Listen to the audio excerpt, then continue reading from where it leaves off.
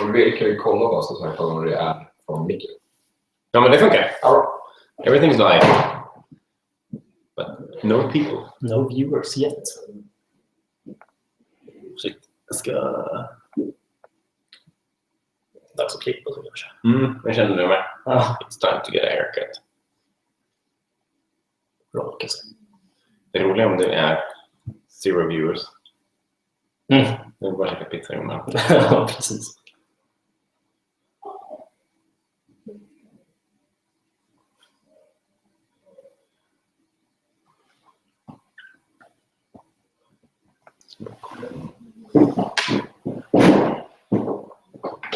Är det sånt jättelagg alltså?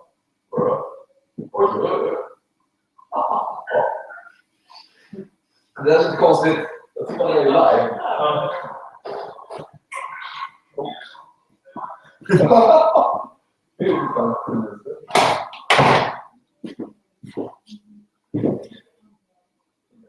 Men funkar det då?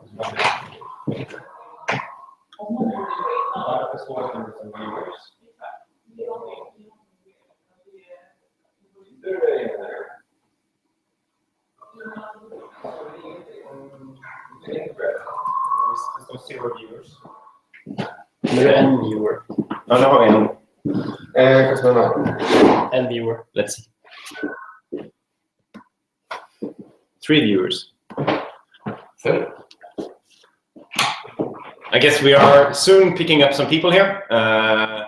We're just getting started, but I guess we wait a few more minutes until we get kicking this. Yeah, at least we have pizza.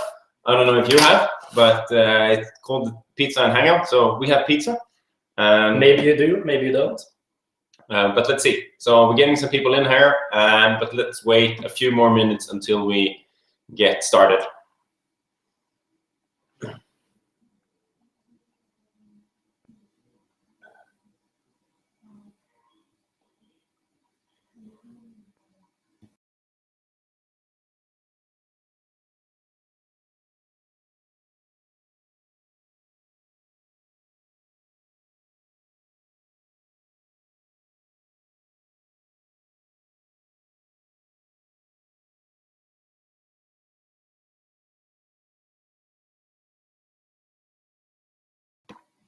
I guess, I mean, what are the topics that we're gonna, okay, we can talk through some of the topics for today. I guess I have my 2 cheat sheets here. These are actually the topics for today. I don't know what you are interested in, but at least we're gonna do a quick intro. Let's talk about some of the latest news, like what happened to Dell, Chrome, some of the banking DDoS attacks here in Sweden, maybe a bit more local news but still a bit interesting. A few of the new vulnerabilities that we've added to the scanner that's been released during the past few weeks. I think it was something about the Jenkins vulnerability, how that impacts the different systems.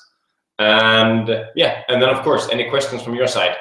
But let's give it 1 or 2 few more minutes until we get started. I hope you will stay on. I think we're planning to keep like half an hour. And during that time, we should cover these things.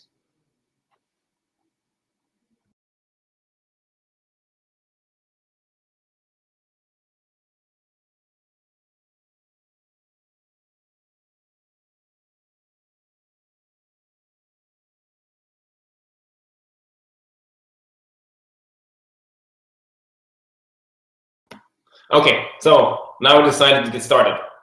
Quick intro. Who are we here? So, my name is Fredrik Elmroth. I'm one of the co-founders of Detectify. My primary role is to do security research. I make, basically the core scanner and the inner workings. So Fredrik finds all the fun hacks that we add to the product. My name is Ricard. I'm CEO of Detectify, trying to put this into a business and help more of you out there to get a product that is actually valuable to you. But anyway, that's not why, product is not main focus today. Main focus today is pizza and also some security chat.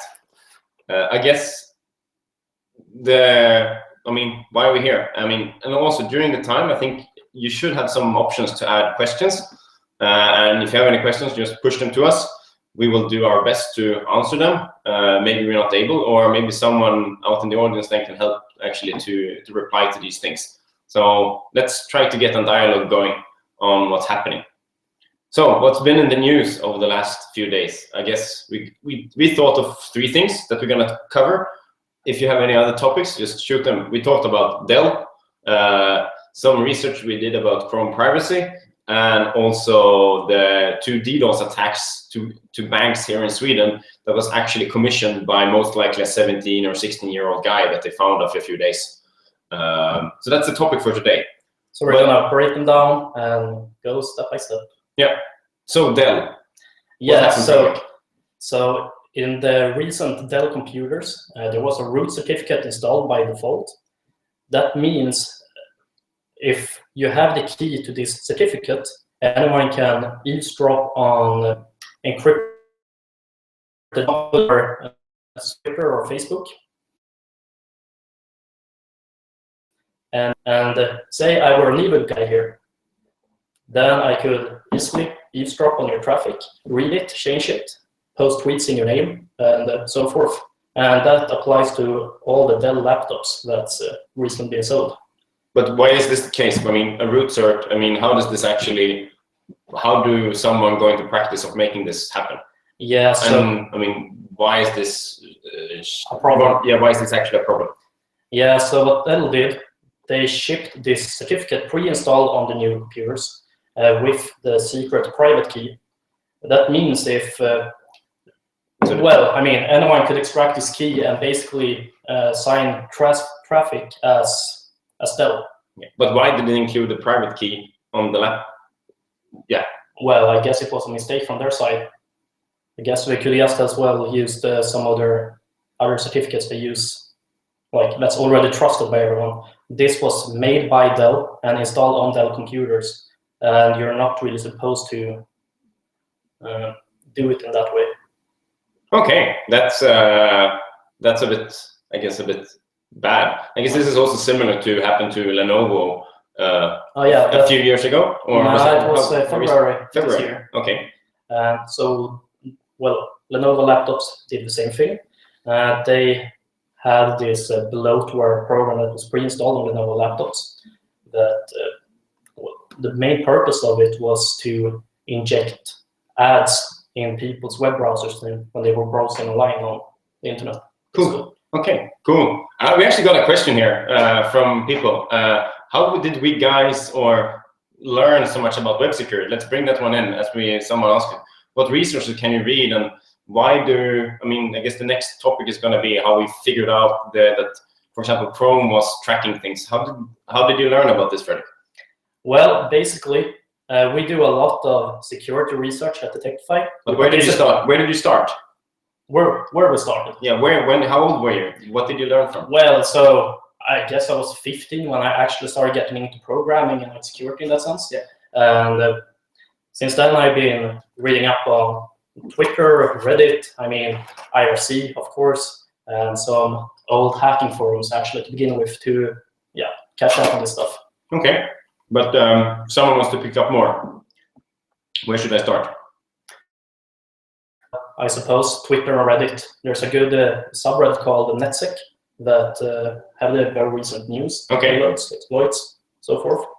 So now, like an active community. Okay, so Reddit NetSec is the comment there. Yeah. Okay, let's continue to Chrome then. I mean, I think we published some articles or blog posts about Chrome extension tracking people's behaviors, and maybe not only behaviors, but also they stole OAuth tokens from Facebook and stealing cookies and everything. So what is this? Yeah, so we were looking around actually to find vulnerabilities in responsible disclosure programs. So we found this analytics service. We signed up for it. They were supposed to sell business intelligence. And so we searched for our own domain, detectify.com, and it turned out we were listed in this service with our internal intranet domains and so forth. So that was really interesting. Then we figured out, like, how did this data came into this service? So by looking around at different Chrome extensions, we eventually stumbled upon, we found that they were picking up a lot of data, some data you can't even see while using this service. And well, that's how it all started. Okay, but why are the plugins?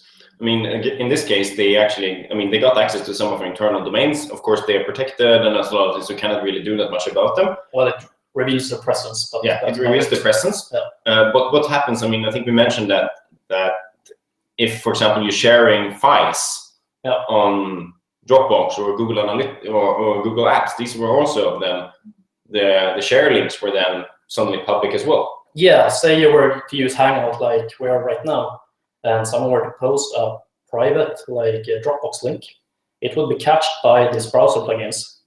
Well, if that's the case and it's a sensitive document, like business critical, then it would leak basically. It would be collected by these tracking tools. And I guess the whole idea from the beginning is that this information is so anonymized, so no one can really damage from it. Yeah, but that's really not the case. No, because we could actually identify single users in this case. So we could almost target a single by using, okay, I would like to know someone at this company, you're looking for their emails, and then so on and so forth. You suddenly stumble on their Google Apps shared files, and then you get access to sensitive business document. Of course, those should not have been available by sharing link in the beginning.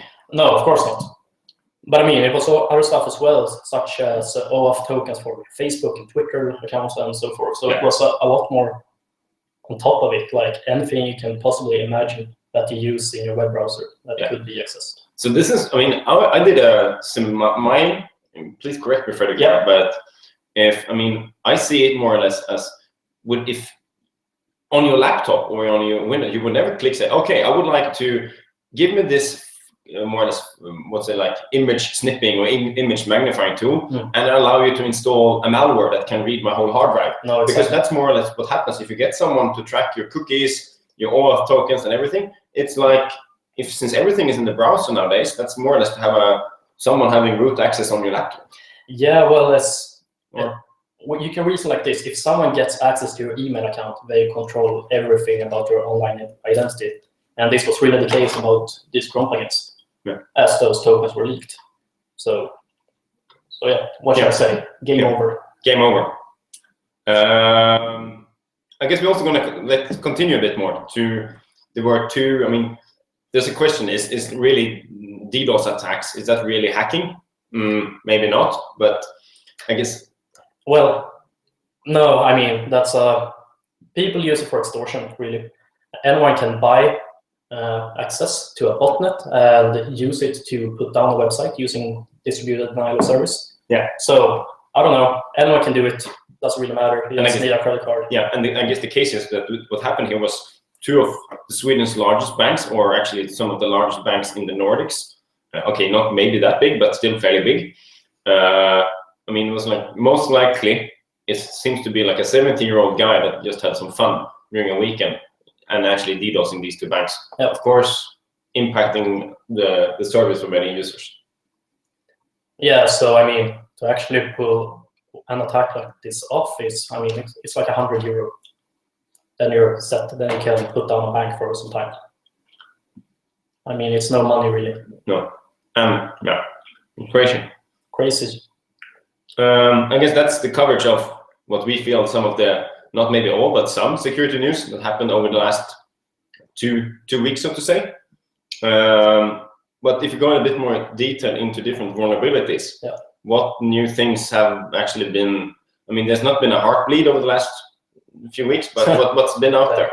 So, yeah, it was this Java deserialization bugs that started showing up. Was this blog post? Can't remember the guy's name, but he found 5 zero-day vulnerabilities in various applications, such as the JBoss web server, Jenkins, and WebSphere, actually used by some of these banks.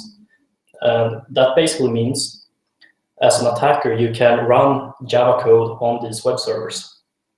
So say you have Jenkins at your business, that would mean I could run any code I wanted on your Jenkins server. So it's remote code execution. It's remote code execution. And typically remote code execution is super bad. It's super bad, and it's more or less you drop dead and fall over because especially when it comes to Jenkins containing proprietary. Yeah, because content. What could you do if you get hold of Jenkins or take over someoone's Jenkins? What can you actually do then? Well, I mean, I would have a shell on the server, which would mean I have full control over the server in that sense. So I can do whatever. I mean, as I could with an outer server in that sense. Yeah. As if I were to own it myself. Is there any way to protect? I mean, if someone gets a shell on your Jenkins, could you have protected yourself somehow?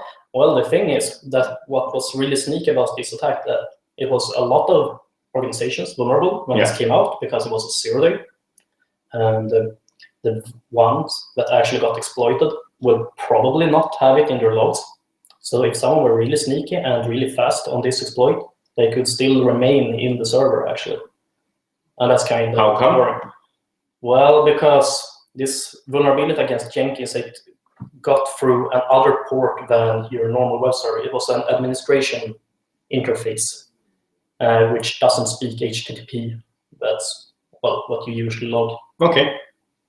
So by simply looking around, let's say Shodan, the search engine for open ports and IP addresses, you can find like thousands of vulnerable instances of Jenkins. Okay, yeah. I think Shodan is it seems to be a gold mine for some of the hackers out there, because that could be quite a lot of fun. If you don't know what Shodan is, take a look. It's more or less, it's a search engine for ports and IP addresses, certificates, and different metadata about the servers and services out of the internet.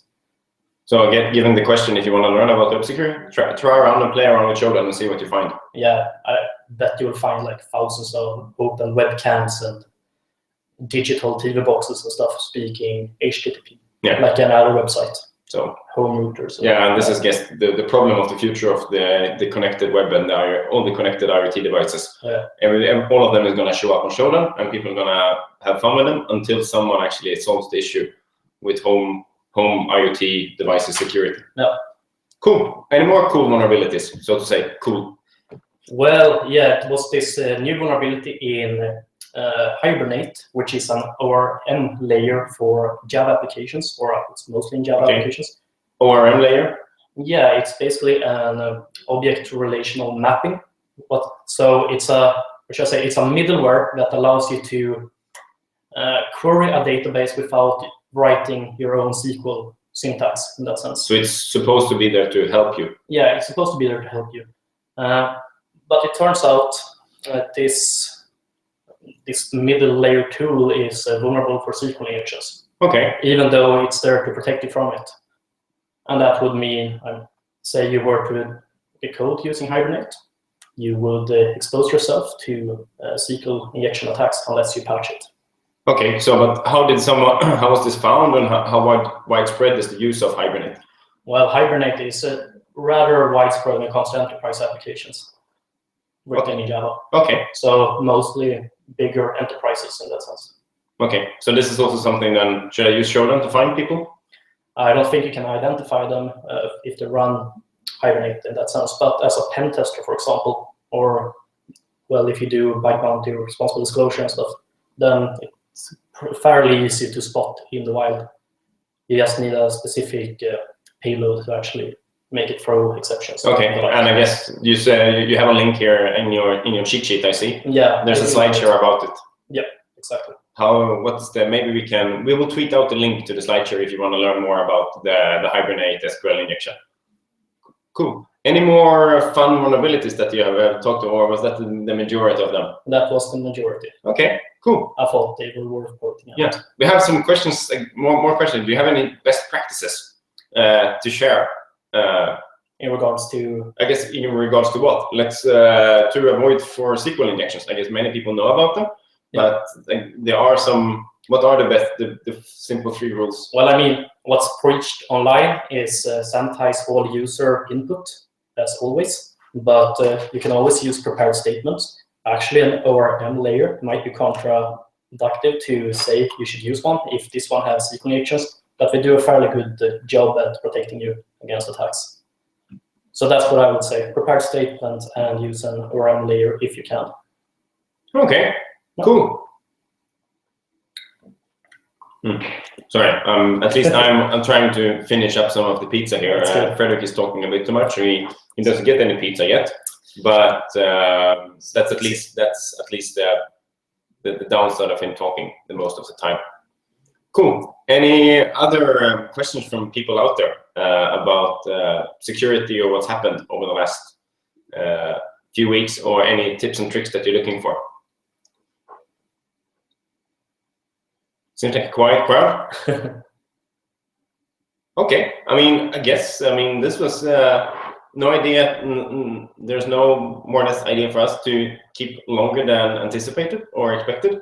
But so this was a few of the series of Detectify security hangouts with Pizza and Hangout. These will continue and try to cover some of the latest topics. And if you have questions for us, just send an email like on general@detectify.com or hello@detectify.com or support@detectify.com. We will answer on, or reach us on Twitter. Yeah, we will answer on most emails or on Twitter. So I guess thanks for today, and over and out. Cheers.